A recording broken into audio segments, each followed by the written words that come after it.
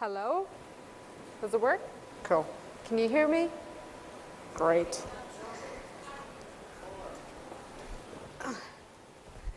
How are you guys? Good? Did you have a good lunch? So I'm from Turkey, as you can tell from my name. I'm actually from Izmir, which you know as Smyrna, probably. And during lunch, I actually realized that most of the food are very, very similar to Turkish food. I feel home here, and thank you for that. This is my first time in Greece, and I literally feel home. Thank you. So I'm basically going to take you on a journey towards agility at Maersk Line, where I worked for 11 years. And of course, these are my own views today, what I'm going to share with you, but I didn't do any of this on my own. We built a great team with different backgrounds, diverse strengths, and thanks to these guys, I have something to share with you today. So a little bit about the context here. Has any of you heard of Maersk Line? Anyone? Any customers? Probably not. Any customers? No. Okay. It is the biggest shipping and logistics company in the world. It's an industry leader, really. They have 600 vessels, 600 of these, and every 15 minutes, a Maersk vessel calling a port all around the world. And so this is one of our basically refrigerated containers. I'm not talking about the Chinese food stall, but the refrigerated container behind her. So a massive turnover, and we basically handle 23,000 bookings every day. It's a truly global business with 300 offices, thousands of employees all around the world. So enough about Maersk Line. So a little bit about IT landscape. So there are a lot of applications in the landscape, 2,500 applications, and core applications are very tightly coupled with each other. We have a lot of local rules, and we deal with local customs and governments, as you can imagine, and we have a lot of special case customers that drive decentralized customization in the company, in the IT landscape as well. In terms of development, they work with tier 1 vendors, mostly outsourced development. And in terms of how we used to work, we were a bit behind the times. So we only discovered this Agile thing over the last few years. So how did our journey begin? So this is what I'm going to tell you. So we need to zoom back in time a little bit in order to understand how our journey began. So we are going to 2007. Hello, 2007. So this was our customer-facing website. As you can see, there's a lot of news and information about Maersk Line, and it is actually the hub for Maersk Line's customers. And so in 2007, it was actually MaerskLine.com was the industry leader according to an independent report, and 40% of our bookings at the time were handled through the website. So you can look up a price, you can place a booking, you can track your container, you can handle your documentation, all online. So as I said, 10 years after its launch, it was still an industry leader, but it was still a bit crap, actually. And no wonder it was a bit rubbish, because we took our eyes off the ball. We forgot what really mattered to us, our customers. So instead of making it easier for our customers to do business with us, we basically were focused on our internal processes and efficiencies. It was easy for us, but not for them, basically. And of course, eventually it became very difficult to attract new customers, and especially if you compare it with other industries, and we always looked at other industries to benchmark, and look at airlines. So it's easy to book a flight, and it's easy to get a price. And if you have any problems, you can call them, and they're very, very good at handling exceptions. And most importantly, it looks very nice. I really want to go on a surf trip to Australia after seeing this photo, right? And most importantly, they were tweaking and adding new functionalities all the time and making it even easier for their customers to do business. For us, we were not only behind time, moving at all was very, very difficult. And I experienced this firsthand in 2008 when I moved to Copenhagen. We were supposed to launch a new booking and documentation solution, which was going to be customer-facing on the website, and our project delivered a year late. And we had built up a massive technical debt. Imagine like changing a text field on the website. It was actually very, very difficult, risky, and expensive. So we were quite behind the times. And if you asked our customers how their experiences, this is how they saw us. We were very slow and heavy. So in 2008, we were supposed to have 5 releases, and we had written 400 requirements all up front, and we ended up having only 2 releases, and we were able to deliver 90 out of the original 400 planned. So this is quite bad. And in theory, delivering something was supposed to take 18 weeks, but in practice it actually took 9 months. So we had a benchmark of what could look like, something like this, but getting there was going to be really frustrating. We didn't just need a better customer experience, we also needed a better way of working that was fast and flexible. So that's why when we wrote the business case for revamping the customer experience, we actually made the case for agile development to our board. And luckily they accepted. So we took a very revolutionary step here with a new project. It was a new platform, new team, new organization, and the XLEAP program was born. So this was what the CEO at the time said for the XLEAP program, and we were actually looking for the X factor in the customer experience, so the X comes from that. But this was actually our simple goal. So make it as simple to book a container as it is to buy a book through Amazon.com. So we want to make it easier for our customers to do business with us. So this way of course, we made the case for agile development, but this way of thinking didn't really fit with Maersk Line's culture in the beginning. So we had to actually set up this program as like a startup within the whole company. So the XLEAP program was set up besides the normal organization. And we quickly embraced the agile principles. So we had co-located teams in Copenhagen with product owner embedded in the teams working together towards a working solution. So this was basically a very good improvement from the previous mindset of like contractual mindset business versus IT. So we had actually like one team that had all the roles necessary to deliver a working software. So we released to our first beta customers after only 3 months, which was an improvement from the previous 18 months. And it was actually a half-finished solution, but our customers really liked to be involved in the feedback loops. And this picture was taken when our first customer was submitting the first booking on the new platform, and as you can see, everyone is very, very happy. So it was a great success compared to what we had. We were able to release value much earlier than we thought.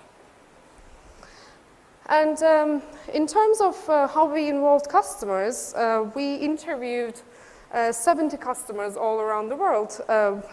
And we tried to not only interview, but also we spent a few days with them, understanding their pain points and problems and their needs. So this is one of our customers in Netherlands, Nature's Pride, and we are basically just going through the bill of ladings, understanding their requirements, and spending a few days on the factory floor. So of course, seeing everything in action you get a lot of ideas about how you can improve their customer experience. You create a lot of empathy by just spending a few days with them. So we had to come back and figure out, okay, so we have a lot of ideas. How do we actually test these ideas with our customers? So what we did, instead of like going full speed ahead and developing something or creating prototypes that were very high fidelity, we quickly created like hand-drawn prototypes and we took out to our customers to test them. And we ran like explorative interviews to really understand their unarticulated needs. And this made it very easy for us to get feedback from them because they're so unfinished that they're like, oh, okay, so they really, they're really encouraged to give feedback, which was very, very useful. So like every project or every program, we had a plan, we had an organization in place when we first started, but we had to change and adapt the way we work as the program proceeded.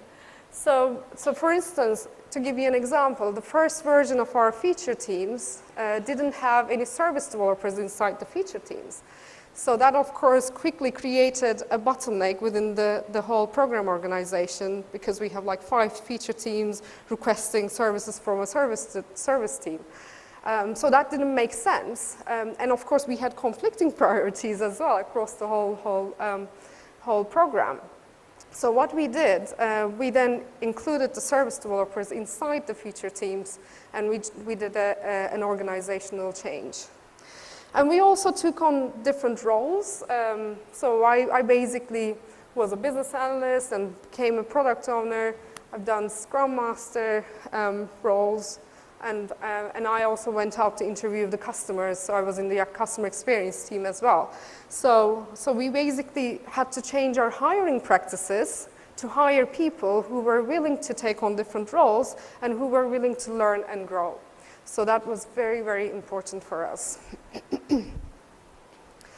So of course, unfortunately, not everything was bright and sunny. We had a lot of failures and learnings from this project. So for instance, one of them was basically we scaled up very, very quickly from like 10 people to 140 people in a matter of like months. And of course, that basically created a lot of coordination and communication costs for us.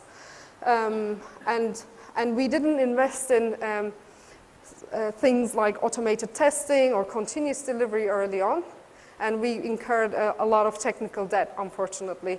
And we weren't able to explain to our senior stakeholders why these things really matter. And another thing basically was we didn't manage our stakeholder expectations very well. So they thought Agile is a silver bullet. We can deliver much faster than the usual speed. And that created a lot of stress in the organization because they can see the polished prototypes, telling them about the future customer experience, and we have like the first increment delivered, which has a gap in between. So that was a challenge for us. And we only had tacit knowledge of Agile. So we could explain to people how we do these things. Like we have daily stand-ups, we have sprint planning, and we break down requirements. But why are we actually doing these things? So we couldn't explain to the rest of the organization why these things actually work, the principles behind it. So that was a big challenge. And then we quickly realized that feature teams are really good. You have everyone you need to deliver a working piece of functionality. But we are actually a massive organization, and you have seen the application landscape. We have 2,500 applications and lots of legacy applications in our landscape. So anything that we want to change is dependent on making a change in the legacy application.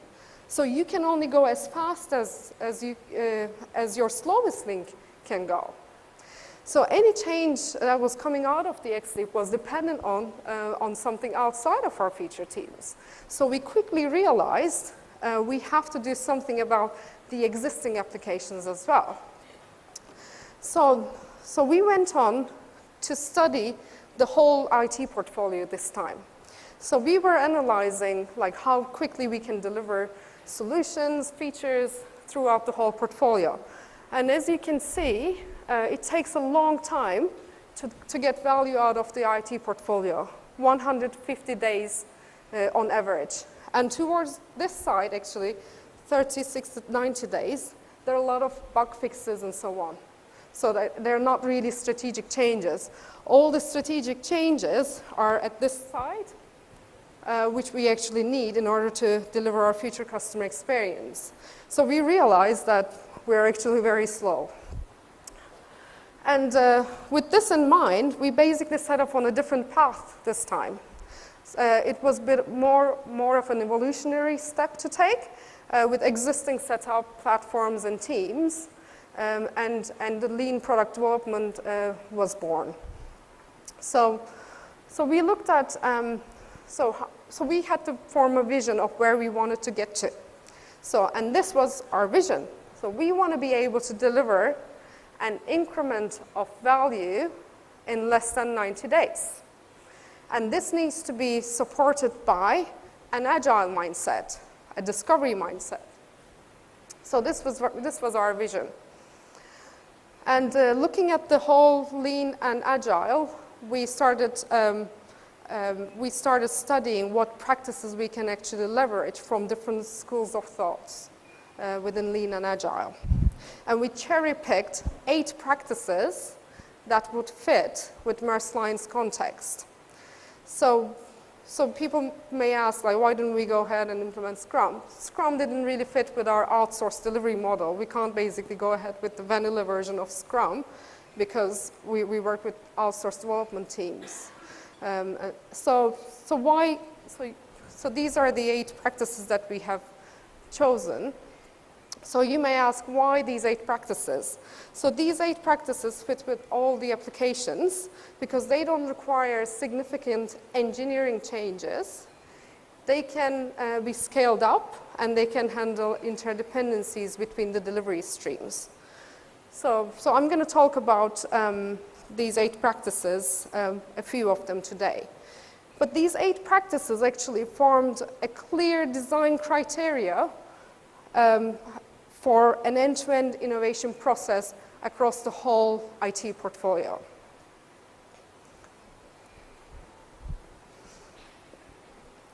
So, okay, great. We have selected 8 practices. What do we do next? So we have a hypothesis around that they will work, but we don't know if they will. So what we did, we looked at the whole portfolio and looked at what is kind of the slowest application that is the bottleneck for all these strategic initiatives. And our global customer service system was actually the slowest. So if we look at the end-to-end lead time of getting something out of the GCSS pipeline, it was like 373 days. It's longer than a year. And I actually experienced this firsthand. I raised a request to the GCSS pipeline, and before I was able to realize the change, I moved on to a different role, basically. I wasn't interested in that change anymore. So it's a very, very long feedback loop. And any change that is coming out of the board, a strategic change, was dependent on this application, as I said. So how do we go about this? So what we did in order to improve, one of our practices was basically focused on the fuzzy front end of the process. So one of the visualizations we've done for our senior stakeholders was basically visualizing how much work in progress there is across the whole IT portfolio. So as you can see, there's a lot of things going on upstream of prioritization here. So there are like almost 3,000 items being analyzed. And of course, if you look at, so this is kind of the work in progress, but if you look at an individual requirement, I'll just wait for the photo. If you basically look at the context of an individual requirement, this is basically the case. It's a very, very long fuzzy front end. So a requirement gets captured, and there is like 18 weeks of waiting, and there's a proof of concept for 24 hours, and another 11 weeks of waiting, development and testing, and 9 weeks of waiting, and it goes live. So this is what you see. There's a lot of weight waste. And people often ask me, like, what is going on between captured and proof of concept? It's the ping pong between IT and the business. So they are trying to clarify the requirements. And for something that is only going to take like 82 hours to develop and test, we also do a proof of concept. And there's also estimating back and forth during the 18 weeks of period, just to make sure that we're estimating it right, and so on. What a waste of time. And if you look at our industry, the way we develop products, we are very much obsessed with the efficiency of that little development and testing part. Whereas the weight waste, the actual waste is actually in the fuzzy front end. So there's a lot of weight waste that we can target. And at Maersk Line, the process was very much focused on selecting the right idea in order to develop and test. So we had a governance process, a governance and funding process, which was very much focused on analyzing and making sure that we are actually investing in the right idea.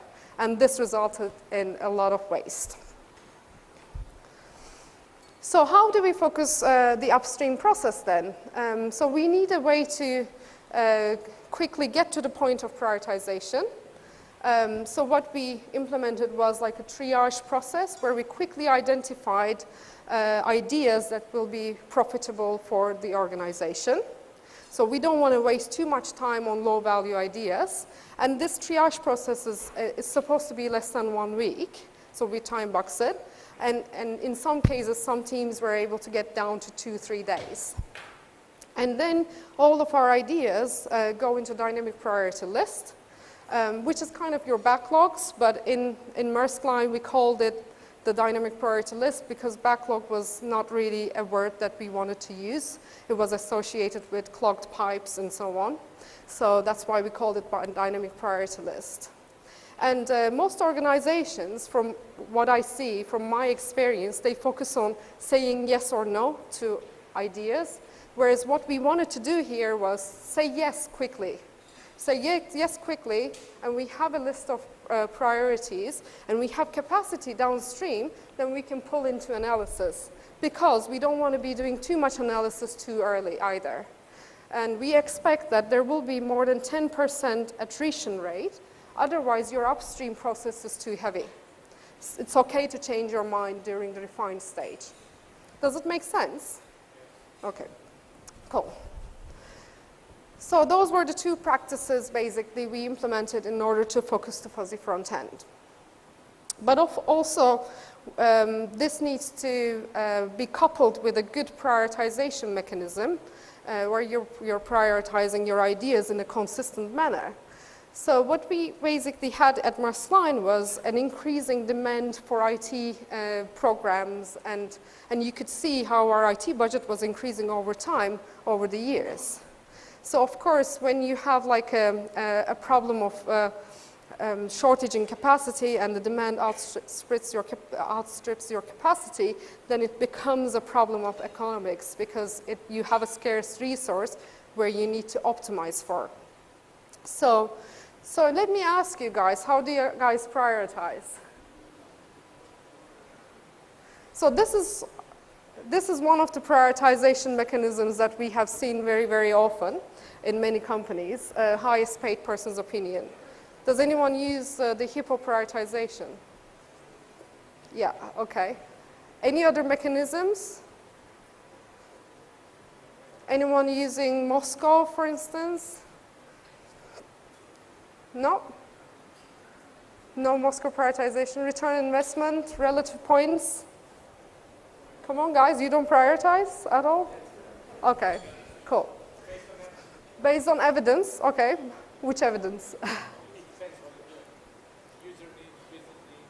Okay. Okay.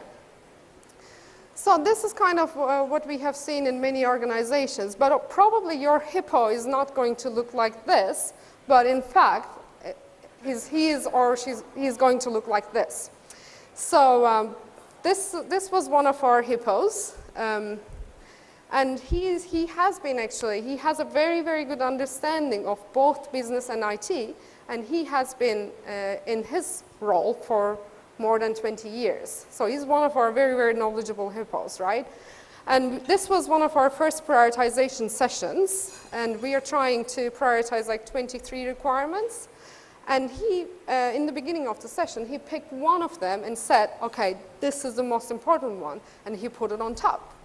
You know what happened? No one challenged him in the room, because everyone else is actually reporting into him. He's kind of the chief product owner. And then what happened was very interesting. Over the course of 2 hours, that number 1 requirement was actually number 9 on the list. So what happened was basically we were talking about value, and we were sharing our assumptions. So we started using an economic framework in order to prioritize our ideas. So no more hippo prioritization. So we are speaking the language of money, and we're estimating the cost of delay of our ideas. So there are a lot of benefits to using an economic framework to prioritization. First of all, you have less yelling and screaming. It is more data-driven and more visible. And most importantly, it highlights your assumptions, because it's not that the hippo is always wrong. It's just that we don't actually know what the hidden assumptions about value are in their heads. So we need to surface them somehow. And cost of delay really helps with them, and you can actually go and test those assumptions afterwards. And of course, it's not only about prioritization. Using cost of delay helps us to make trade-off decisions across the whole portfolio. And it changes the focus of the conversation from delivering on time or cutting IT costs to delivering value quickly. It's a very, very effective way to change focus of the conversation. So basically, we got rid of the cost obsession in the organization, and now we are focused on delivering value quickly.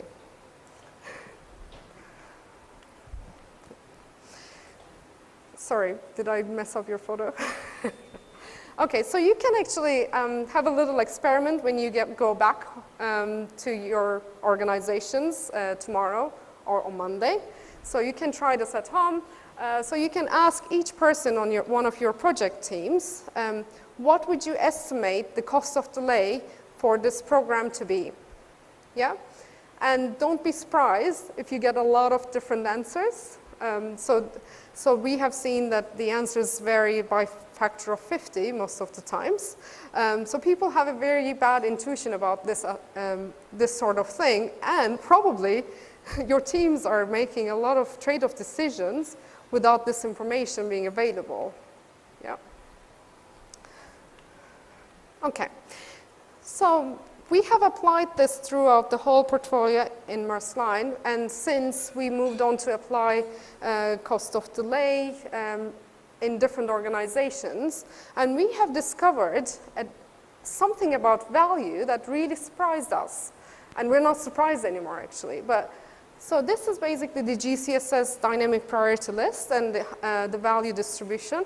And if you look at the top 25% of the requirements, the average cost of delay is 1,000 times more valuable than the bottom 25% of the requirements. So there's a massive difference.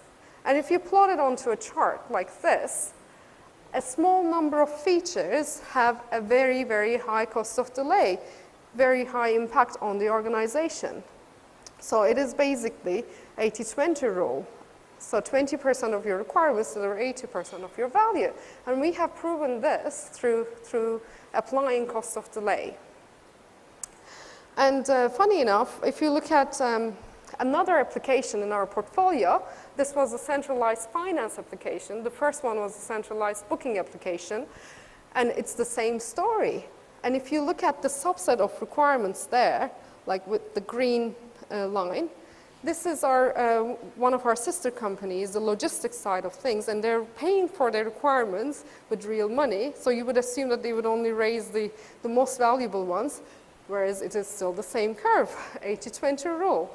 applies. So there are a few number of requirements that have the most value on the organization. So that was very interesting. So, so we have talked about a few of these practices. So I'm going to now talk about how we actually enabled smooth, sustainable flow. So this was, so we had worked in a very, very traditional way for a long time. So what you would do, you would write your requirements in advance. You would scope the whole release and in detail, and you would ask for funding from the governance team, and then you would get approval, hopefully, and then those batch of requirements would travel through the whole process together. So if you plot it on a chart, it looks like this. You have your scoping phase, design phase, development phase, and testing phase, and so on. So there are a couple of problems with this. So if you have one requirement, which is very risky in this big batch of requirements, and if that requirement is delayed, then the whole batch is delayed, right? And the second thing was basically, if you plot it from the perspective of our development teams, it is actually a feast and famine situation where you have like lots of work for the development teams and then no work for the development teams. So one time they're working day and night trying to make things happen, and then there's no work. So our vendor team had actually 10,000 hours of idle time. So we did a couple of things to change this. First of all, we looked into the release frequency.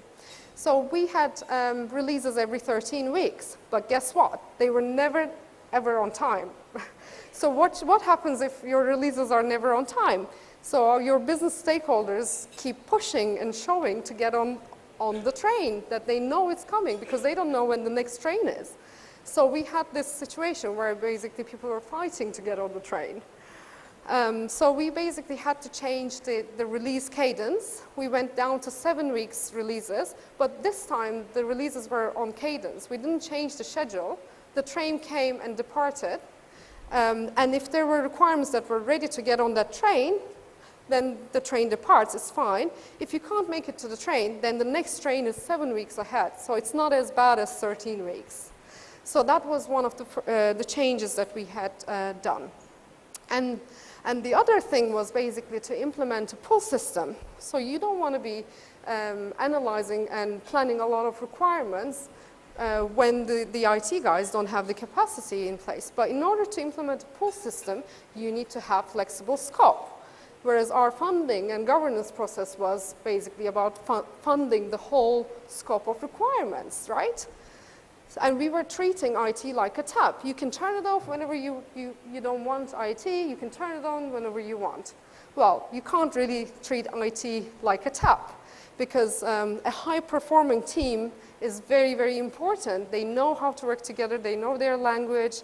I mean, it's really hard to achieve high-performing teams.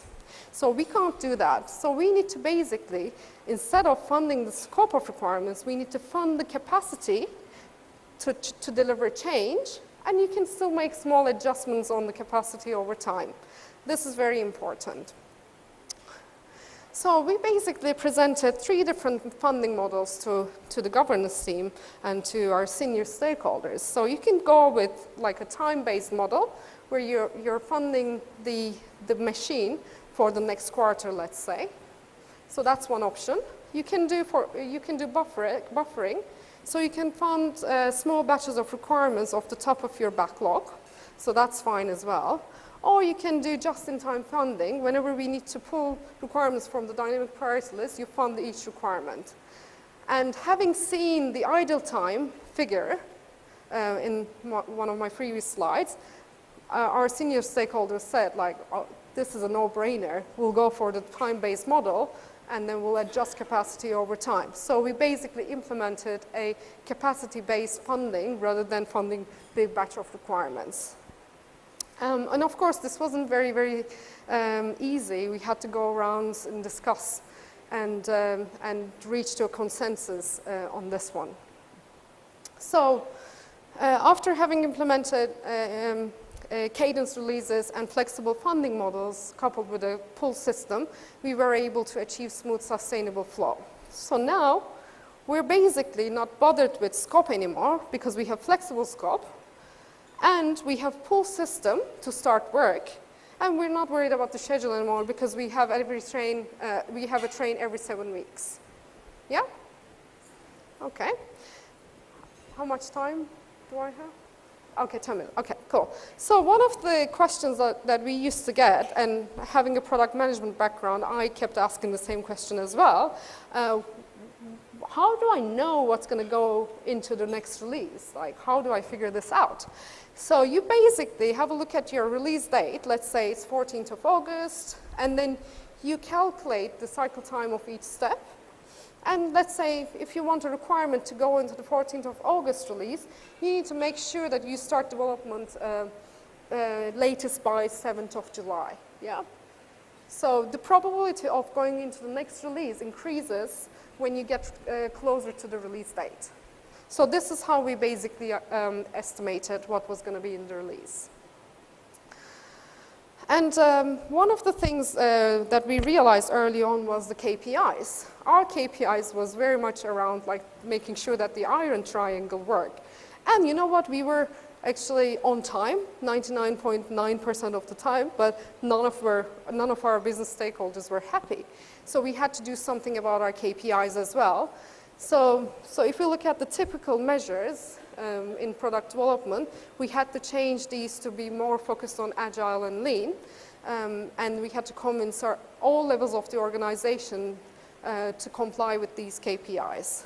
And this is basically very, very important because otherwise it's going to come up as a problem each time you're trying to change something within the teams, and you have to consider this in your transformations. So what about the outcomes? So we have implemented these 8 practices. So were they successful? Yes, they were. We had massive improvements in cycle time. So as you can see, we are delivering twice the speed that we had early on. So this was a very, very important change because these 2 applications were actually the foundations of the whole portfolio. As I said, any strategic change was dependent on making these guys to make a change. So this was a very improvement. They weren't the bottleneck anymore suddenly. And by implementing new feedback loops, speeding up others, we were able to achieve higher quality. So number of defects, delays, and patches went down. And we had a better visibility of what was being delivered across the whole portfolio. Unfortunately, we don't have a very good figure about this because we only have the Maersk Line IT average before. But if you compare it to per application after fact to the Maersk Line IT average, it's a massive change, like times the 6 almost, looking at the GCSS pipeline. And we were delivering cheaper.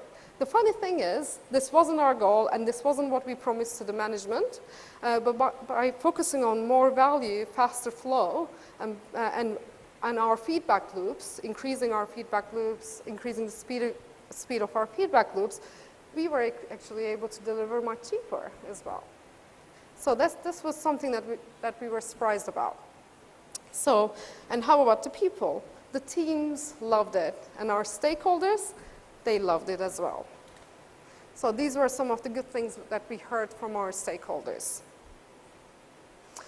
So we have, of course, a lot of learnings and different, we have failures, learnings, and different puzzles as well from this approach.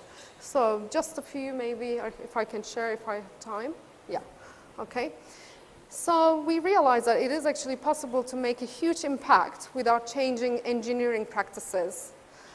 So that was a good learning for us. And we need to realize that this is all about stakeholder management. 70% of our times we're making sure that the stakeholders are aligned, we have the management support, we keep our business stakeholders happy. And it was a bit like 2 steps forward, 1 step backwards with organizational changes coming into place. So you need to basically realign and align around the goal on a continuous basis. So there are a few things that went well. Cost of delay adoption, it actually went viral after the first portfolio. So our product owners across Maersk Line were eager to get started, and they are the ones who were going to calculate the cost of delay. So that was very, very good news. There are things that could have been better. One of the things that I would like to mention is basically training. Training is very, very important, and it's not only training about how to do things, it's the training about principles, lean, agile principles, the mindset. So you need to do this early on, otherwise it again feels like 2 steps forward, 1 step backwards. And then you need to set up a champions network early on as well. And one of the things that really puzzles us is basically, you know, there was a perception in the industry a few years ago, Agile is for greenfield projects. Well, we kind of changed that perception at Maersk Line, and now suddenly people were saying Agile is for legacy. It's like, really? So we were able to change that perception. So final piece of advice to all of you who have their own journeys in their own organizations, I would say don't give up. So there will always be some sort of light at the end of the tunnel. Try to avoid Agile versus waterfall, and if you can avoid the word Agile when you talk to your stakeholders, that's fine. Focus on outcomes that matter to you, to your organization. That's what's important. At the end of the day, it doesn't really matter if you have the outcomes achieved, right? And try to look at the whole end-to-end, not just the IT part, because there are a lot of inefficiencies at the front end of the process where you fund your work and govern your process. Try to make the problem visible. Try to create a burning platform if you're embarking on a transformation journey. Because without the problem, then people are like, you know, why do I need to do Agile now? So if you make the problem visible by collecting data, the types of data that I showed you today, it is a lot easier to align your stakeholders. And start with the principles, as I said. Try to teach people the principles behind Lean and Agile rather than the practices, the mechanics of it. And always study your stakeholders, because it is all about stakeholder management when you're running a transformation program. And finally, appeal to hearts and minds, always. So, as I said, it has been a journey with ups and downs. Like, we have a lot of failures and learnings as well. What matters is basically not to give up and continue your journey no matter what happens. Try to focus on the outcomes. And of course, I wish you the best in your Agile journeys. I have we have a lot of material and the Maersk Line Experience Report on blackswanfarming.com if you're interested. We also offer training for product managers and product owners if you're interested. The details are on the website, and you're welcome to come and talk to me during the break. Thank you.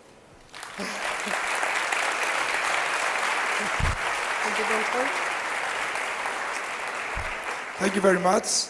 Now we'll receive some questions. So yeah. I want to see hands.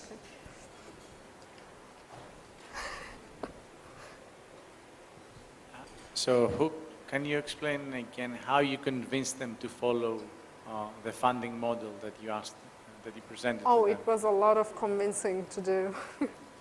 So, I mean, actually, we went round and round with our stakeholders. So we had, for instance, a team who was responsible for approving and funding work. So we had to convince them. We also had to convince the portfolio managers in IT, and as well as their managers. So we had to basically go around the loops with those people, get feedback. And when we showed the idle time, it wasn't that difficult. They basically said, okay, this is no-brainer. If we're going to get more efficiency out of this by doing a time-based model, it makes more sense. So they went ahead with it. All right, so and presenting them options is very important. Like those 3 options, we always hope that they would go for the time-based model. It's kind of crazy to, fund requirements on an individual basis. And they thought that as well. Like, as the governance team, they don't want to just sit down and approve requirements. So it was all like a win and win situation when we showed the numbers. So you went with data from an experiment to them to convince them? So we basically collected the idle time. Okay. Yeah, so if you look at the development perspective, we had like 10,000 hours of idle time. It was because where we were waiting for the work to be funded and scoped, and then there was nothing for a while, and then there was another batch coming in. So once you show the data, then you have a good case of making that happen. Yeah. And of course, we had to we have to present like how we were going to govern as well, like how are we going to monitor what's coming out of the pipeline, the value of it, implementing cost of delay help with that. And also every quarter when we asked for the next quarter's funding, we were able to show them what is on the top of our dynamic priority backlog for the next 20 requirements, let's say, and what the value that is lying in our backlog. So this is the cost of delay of the next batch, and this is the funding we're asking for. So dear governance board, are you able to fund it? Of course they said yes. Me? Any questions? Yeah? Yeah. So I understood that you had also product owners and product managers. What was the difference between them? I mean, what was the responsibility of the product owner and which was yeah, for the so product in Maersk Line, we only had BPOs. It's not going to sound anything to you. It's called business process owners. So that was their job title. We didn't have product owners or product managers, basically. We had BPOs, but they were acting as the product owners. Yeah.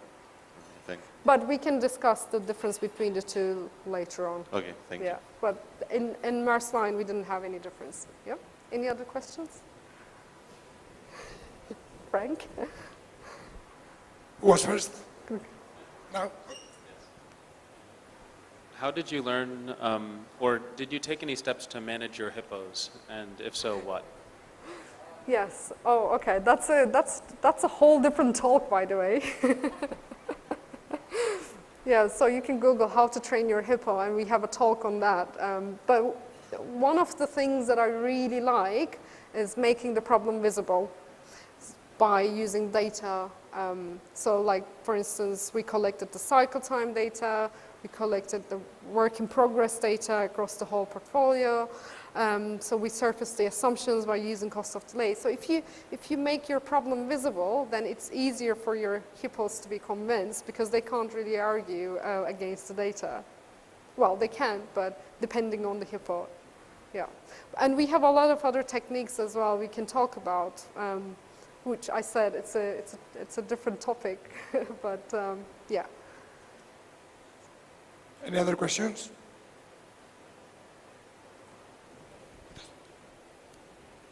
Hello. Hello? Can you tell us from your experience why we cannot compare waterfall with agile, given the ideas that you send in the end? Yes, so I'm not saying you can't compare. You can still do a comparison, but what I'm saying is if you can avoid that discussion, try to avoid it and focus on the outcomes that you would like to achieve. That's what I was trying to say. But you can, of course, do a comparison if you wanted to, but it's very hard. I find it very hard as well to have that discussion because you don't have parallel universes where you can test different practices on the same team. That universe doesn't exist. We're not really running scientific experiments. So then it becomes a very emotional conversation, you know, Agile is better than waterfall. So rather than doing that, talk about principles and practices and outcomes that you're trying to achieve. You want to improve the speed of delivery, you want to get more value out of your pipeline. Those kind of things align people, and it's a very subtle approach to transformation. Apart from that, I think that a statistician said that without data, you're just another person with an opinion. So It's up to you guys. Yeah. So. Okay, any other questions? Come on, we have 2 or 3 minutes. Now is the time to do it. No? Eager for coffee? Okay. No, maybe questions? Okay. I'm here still, You're going to so be around, you so can a big come and applause find me. for the lady. Thank you guys. Thanks for listening.